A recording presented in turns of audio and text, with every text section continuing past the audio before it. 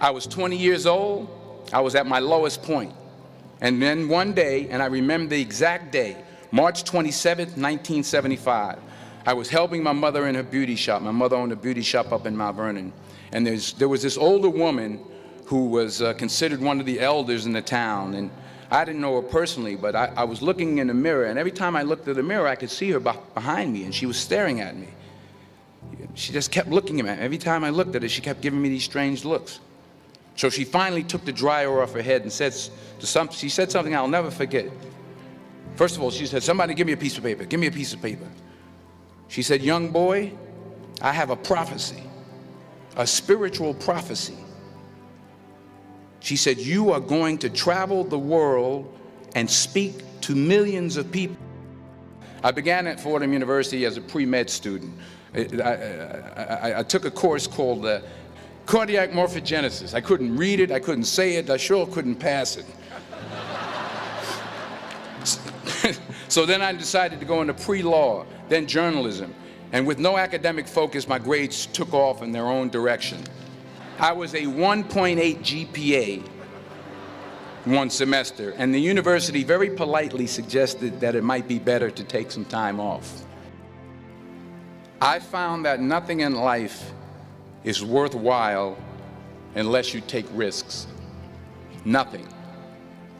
Nelson Mandela said, "There is no passion to be found playing small and settling for a life that's less than the one you're capable of living." Fail big. You will fail at some point in your life. Accept it. You will lose. You will embarrass yourself. You will suck at something. There's no doubt about it. In the acting business, you fail all the time. Early on in my career, I auditioned for a part in a Broadway musical.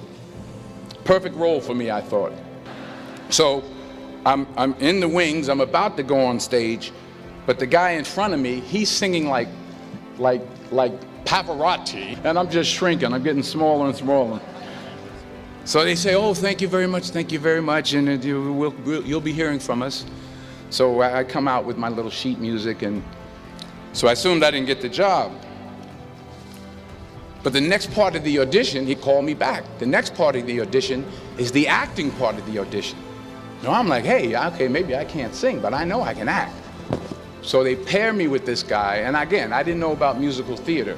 And musical theater is big, so they can reach everyone all the way in the back of the stadium. And I'm more from a realistic, naturalistic kind of acting where you actually talk to the person next to you. So I don't know what my line was. My line was, "Well, hand me the cup." And his line was, "Well, I will hand you the cup, my dear. The cup will be there to be handed to you."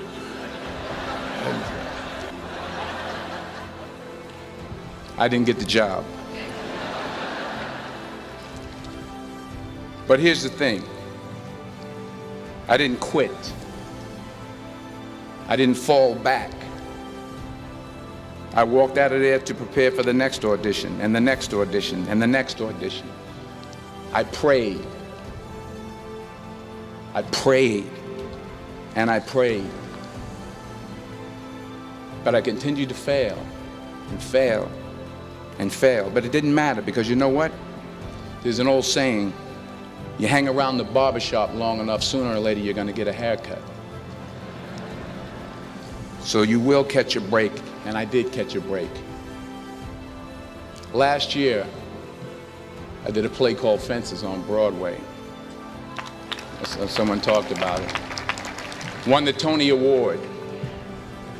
But here's the kicker. It was at the Court Theater. It was at the same theater that I failed that first audition 30 years prior. Reggie Jackson struck out 2,600 times in his career, the most in the history of baseball. But you don't hear about the strikeouts. People remember the home runs. Fall forward. Thomas Edison conducted 1,000 failed experiments. Did you know that? I didn't know that. Because the 1,001st was the light bulb. Fall forward.